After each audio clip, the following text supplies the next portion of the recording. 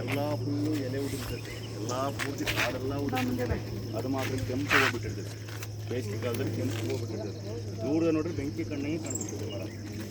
ಬೆಂಕಿ ಹೆಂಗೆ ದೂರದಲ್ಲಿ ಬೆಂಕಿ ಉರಿತೈತಲ್ಲ ಅದೇ ಥರ ಕಾಣುತ್ತೆ. ಹಿಂಗೆ ರೆಡ್ ಫ್ಲವರ್ ಎಲೆ ಇದೆಲ್ಲ ಹೋಗ್ಬಿಟ್ಟಿರ್ತದೆ. ಅದಕ್ಕೆ ಫಾರೆಸ್ಟ್ ಫೈರ್ ಅಂತ ಆ ಫ್ಲವರ್ ಪೆಕ್ಕರ್ ಅಂತ ಆಗ ಒಂದು ಪಕ್ಷಿ ಆ ಪಕ್ಷಿನೂ ಇದು ಈ ಮರದ ತುಂಬ ಕಾಣಿಸುತ್ತೆ. ಆ ಸೀಸನ್ ಹೂವು ಬಿಟ್ಟಿರೋ ಸೀಸನ್. ಮತ್ತು ಇದೊಳಗಡೆ ಏನಿರುತ್ತೆ ಅದ್ರಲ್ಲಿ ಹಾವಿರಲ್ಲ.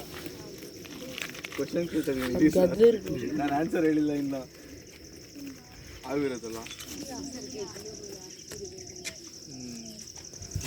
ಇರುವೆ ಇರಲ್ಲ, ಗೆದ್ಲು ನೋಡಿರೋ ಗೆದ್ಲು ಯಾವ ಕಲರ್ ಇರುತ್ತೆ ಇಂಗ್ಲೀಷಲ್ಲಿ ಅದನ್ನ ವೈಟ್ ಆ್ಯಂಟ್ ಅಂತಲೂ ಕರೀತಾರೆ. ಬಟ್ ಕನ್ನಡದಲ್ಲಿ ಕರೆಕ್ಟಾಗಿ ಸೆಗ್ರಿಗೇಟ್ ಮಾಡಿದ್ದಾರೆ, ಸಪ್ರೇಟ್ ಮಾಡಿದ್ದಾರೆ ಗೆದ್ಲು ಅಂತ. ಮತ್ತು ಏನರಿಂದ ಕಟ್ಟುತ್ತೆ ಗೊತ್ತಾ?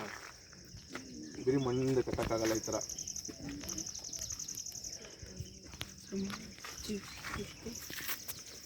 ಒಣಗಿರೋ ಮರ ಇರುತ್ತೆ ಗೊತ್ತಾ, ಅದು ಪೌಡ್ರ್ ಮಾಡಿರುತ್ತೆ.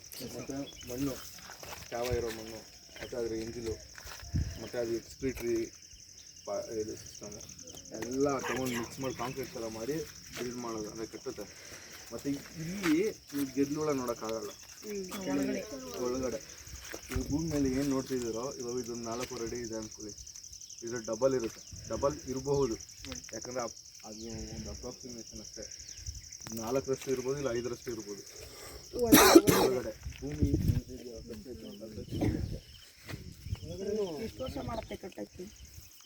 ಅದು ಡಿಪೆಂಡು ಕಾಲೋನಿಯಲ್ಲಿ ಎಷ್ಟು. ಇವಾಗ ನಮ್ಮ ಮನೆ ಕಟ್ಟಬೇಕಾದ್ರೆ 4 ಜನ ಇದ್ದರೆ ಎಷ್ಟು ಬೇಕಾಗುತ್ತೆ, 10 ಜನ ಇದ್ದರೆ ಎಷ್ಟು ಬೇಗ ಅಂದರೆ ಎಷ್ಟೊತ್ತಾಗುತ್ತೆ, ಆ ಥರ ಅದ್ರ ಮೇಲೆ ಡಿಪೆಂಡ್ ಆಗುತ್ತಲ್ಲ, ಅದೇ ಥರ ಆಗುತ್ತೆ. ಮತ್ತು ಇದೇನಂತಂದರೆ ಏನಕ್ಕೆ ಇರ್ಬೋದು ಇದು, ಇವಾಗ ಎಲ್ಲ ಗೆದ್ಲು ಉಳಗ್ಲು ಒಳಗಡೆ ಇರುತ್ತಾನೆ, ಮತ್ತು ಏನೋ ತೂತ್ ಮಾಡ್ಕೊಂಡು ಹಂಗೆ ಹೋಗ್ಬೋದಾಯಿತು. ಮತ್ತು ಏನಕ್ಕೆ ಹಂಗೂ ಬರುತ್ತಲ್ಲ ಆಕ್ಸಿಜನ್. ಇವಾಗ ತೂತಿದ್ರೆ ಆಕ್ಸಿಜನ್ ಓಡಾಡುತ್ತೆ.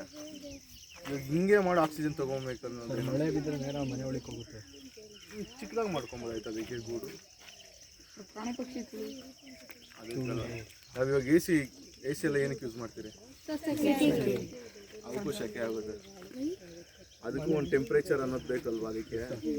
ಮನೆ ಎತ್ತರ ಇದ್ದಷ್ಟು ಬಿಸಿಲು ಕಡಿಮೆ ಹೊಡೆಯುತ್ತೆ. ಮತ್ತು ಇಲ್ಲಿ ಯೂಸ್ ಮಾಡಿರೋ ಮೆಟೀರಿಯಲ್ ಇವಾಗ ಹಳೆ ಕಾಲದಲ್ಲೆಲ್ಲ ಮನೆಗಳು ನೋಡಿದ್ದೀರಾ, ಮಣ್ಣೆಲ್ಲ ಕಟ್ತಾ ಇದ್ರು. ಇದೆಲ್ಲ ಹೊಡೆದಾಕಿ ಮನೆ ಕಟ್ತಾ ಇರಲ್ಲ. ಏನಾಗುತ್ತಂದರೆ ಕೆಳಗೆಯಿಂದ ಅದು ಉಸಿರಾಡಿರೋ ಗಾಳಿ ಬಿಡುತ್ತಲ್ಲ, ಆಕ್ಸಿಜನ್, ಕಾರ್ಬನ್ ಡೈಆಕ್ಸೈಡ್ ಕೇಳಿದ್ದೀರಾ? ಅದು ಬಿಟ್ಟಾಗ ಹೋಗಿ ಮೇಲೆ ಬಂದು ಬಿಸಿ ಗಾಳಿ ಬಿಟ್ಟಾಗ ಮೇಲೆ ಬಂದು ಫುಲ್ ರೊಟೇಟ್ ಆಗಿ ತಿರ್ಗಾ ತಣ್ಣಗಿರೋ ಕೋಲ್ಡ್ ಗಾಳಿ ತಿರ್ಗಾ ಒಳಕ್ಕೆ ಹೋಗುತ್ತೆ.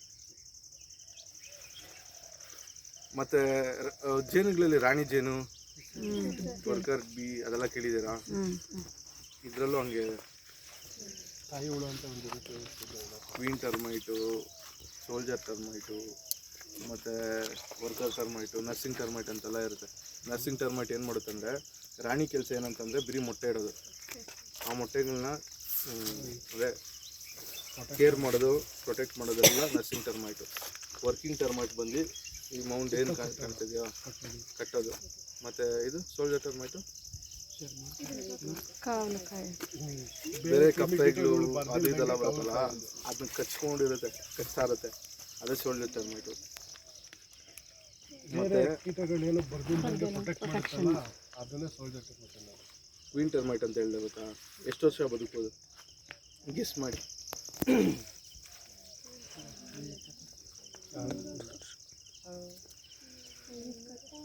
30ರಿಂದ 35 ವರ್ಷ. ಅಷ್ಟೊಂದ? ಚೆಕ್ ಮಾಡಿ ನೋಡಿ, ಗೂಗಲ್ ಮಾಡಿ. 30ರಿಂದ 35 ವರ್ಷ. ಅಂದರೆ ಅಕಸ್ಮಾತ್ ಏನಾದರೂ ಬೇರೆ ಹಾರ್ಮ್ ಮಾಡಿದಿರಾ ಹಂಗೆ ಬದುಕಿದ್ರೆ 30ರಿಂದ 35 ವರ್ಷ. ಅದು ಸಾಯ್ಬೇಕಾದ್ರೆ ಇಷ್ಟು ದಪ್ಪ ಇರುತ್ತೆ. 30ರಿಂದ 35 ವರ್ಷ ಆಗಿದೆ ಇಷ್ಟು ದಪ್ಪ ಆಗಿರುತ್ತೆ. ಹೆಚ್ಚು ಕಮ್ಮಿ 30 ವರ್ಷವರೆಗೂ ಆಗಿರುತ್ತೆ. ಅದು ತಿಂತಾರೆ. ಅದನ್ನ ಹಳ್ಳಿ ಕಡೆ ಬೇರೆ ಥರದೇ ಮಾಡೋರು. ಪ್ರೋಟೀನ್ಸ್ ವಿಟಮಿನ್ಸ್ ಜಾಸ್ತಿ ಸಿಗುತ್ತೆ ಅಂತ ನುಂಗಿಸ್ಬಿಟ್ಟು ಓಡಿಸ್ಬಿಡೋರು ಗದ್ದೆಗಳಲ್ಲಿ.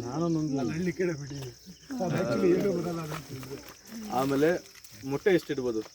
ಅಲ್ಲಿ ಈ ಇದರಲ್ಲಿ ಗೂಡಲ್ಲಿ ಬರೀ ಕ್ವೀನ್ ಟರ್ಮೈಟ್ ಅಂತ ಹೇಳಿದ್ನಲ್ಲ ರಾಣಿ ಇದು ಅದು ಮಾತ್ರ ಮೊಟ್ಟೆ ಇಡೋಕ್ಕಾಗೋದು ಇನ್ಯಾವುದು ಇಡಲ್ಲ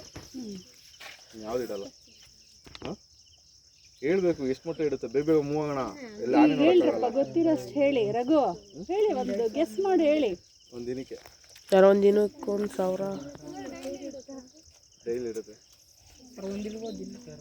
ಒಂದು ಹಾಂ ಇಟ್ಕೊಂಡಿದ್ರೆ ಅಷ್ಟೇ ಸರ್ 1,00,000 ಆಗಲೇ ಹೇಳಿದೆ ಗೊತ್ತಾ 30 ರಿಂದ 35 ಸಾವಿರ ಅದು ಸೇಮ್ ರೇಷಿಯೋ ಒಂದು ದಿನಕ್ಕೆ 30 ರಿಂದ 35 ಸಾವಿರ ಅಂದರೆ ಬ್ರೀಡಿಂಗ್ ಸೀಸನಲ್ಲಿ ಬ್ರೀಡಿಂಗ್ ಸೀಸನ್ ಅಲ್ಲ ಡೈಲಿ ಅದು ಯಾವಾಗೂ ಎವ್ರಿಡೇ ಅದು ಕೆಲಸನೇ ಅದು ಮೇಡಮ್, ಕೆಲಸನೇ ಅದು ಒಂದು ಹತ್ರ ಅದು ತಿನ್ಕೊಂಡು ಒಂದು ಕೆಲಸನೇ ಅದು. ಒಂದು ಹತ್ರ ಕುತ್ಕೊಂಡು ತಿನ್ಕೊಂಡು ಮೊಟ್ಟೆ ಇಡ್ತಿರೋದು ಅಷ್ಟೇ ಕೆಲಸ ಅದರಲ್ಲಿ. ಮತ್ತು ರಾಣಿ ಟರ್ಮೈಟ್ ಅಂತ ಹೇಳಿದ್ನಲ್ಲ ಗೆದ್ಲು ಅದೇನೋ ಸತ್ತೋದ್ರೆ ಕಾಲಿನ ಪೂರ್ತಿ ಸತ್ತೋಗುತ್ತೆ. ಏನಕ್ಕೆ ಹೇಳಿ? ಅಲ್ಲ ಅದಕ್ಕೆ ಕಮೆಂಟ್ ಇರಲ್ಲ, ಹೋಗಿ ಊಟ ತೊಗೊಂಬರ್ಬೇಕು, ಏನಾದ್ರು ಒಂದು ಕೆಲಸ ಮಾಡಬೇಕು. ರಾಣಿ ಕಮೆಂಟ್ಗೋಸ್ಕರ ಕಾಯ್ಕೊಂಡಿರ್ತಾರೆ. ಅವು ಕಾಯ್ಕೊಂಡಿದ್ದೇನಾಗುತ್ತೆ ಕಮೆಂಟ್ ಸತ್ತೋಗ್ತದೆ. ಸತ್ತೋದಾದ್ಮೇಲೆ ಆವುಗಳು ಬಂದಿದ್ದು ಒಳಗಡೆ ಸೇರ್ಕೊಳೋದು, ತಂಪಾಗಿರುತ್ತೆ ಒಳಗಡೆ ಕೋಲ್ಡಾಗಿ ಅಂತ. ಗೆದ್ದಲು ಕರಡಿ